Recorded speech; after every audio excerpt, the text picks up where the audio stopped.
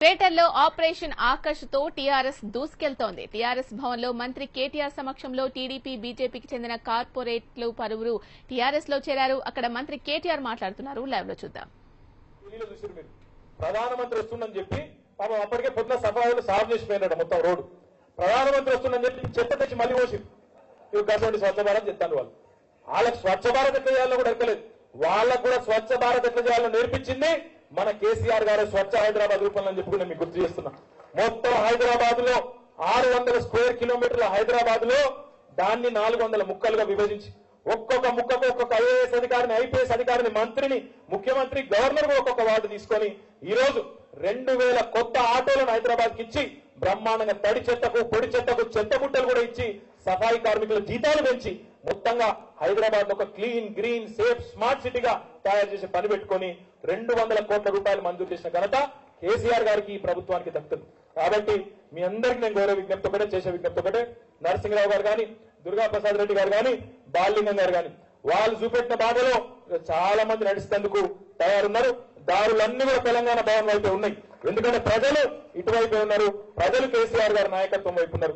ఈ రోజు మీరు సర్వేలు చూస్తే 75 సీట్లు 80 సీట్లు మనకే వస్తాయి. హైదరాబాద్ లో బల్దియా మీద గులాబీ జెండా ఎగురుతుందనే ఒక బలమైన విశ్వాసం కలుగుతా ఉన్నది. మీ అందరికి నేను చేసే విజ్ఞప్తి ఒకటే, ఈ రోజు 5 సంవత్సరాల పాటు ఒక్కసారి మీరు హైదరాబాద్ ను టీఆర్ఎస్ పార్టీకి అప్పచెప్తే మీ అందరికి మేమిచ్చే వాగ్దానం ఒకటే, 50 ఏళ్లలో కాంగ్రెస్ పార్టీ గాని, తెలుగుదేశం పార్టీ గాని, బీజేపీ పార్టీ గాని చేయని అభివృద్ధిని 5 ఏళ్లలోనే హైదరాబాద్ లో చేసి చూపెట్టే బాధ్యత కూడా కేసీఆర్ గారి ప్రభుత్వాన్ని అని చెప్పి కూడా నేను మీకు గుర్తు చేస్తా ఉన్నా.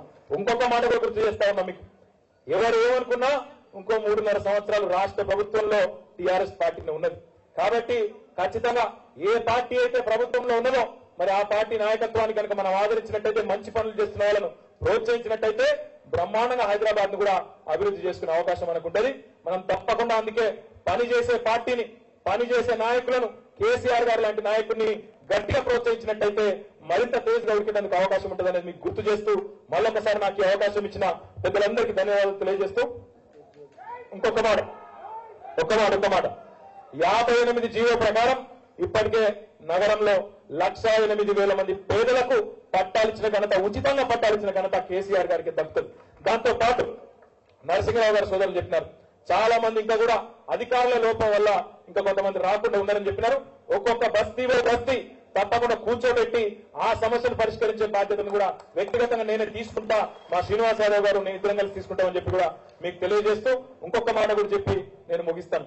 ఈ రోజు హైదరాబాద్ మహానగరంలో కేవలం ఇప్పుడు నేను చెప్పిన కార్యక్రమమే కాదు, ఇంకా పేదవాళ్ల కోసం నల్ల బిల్లులు కట్టలేని పరిస్థితిలో ఉన్న వాళ్ళకు, కరెంటు బకాయిలు కట్టలేని పరిస్థితిలో ఉన్న వాళ్ళకు 600 కోట్ల రూపాయలు మాఫీ చేసిన ఘనత కూడా కేసీఆర్ గారికి దక్కుతున్న విషయాన్ని కూడా మళ్ళొకసారి మీకు గుర్తు చేస్తూ అవకాశం ఇచ్చిన పెద్దలందరికీ పేరు పేరున ధన్యవాదాలు తెలియజేస్తూ జై తెలంగాణ.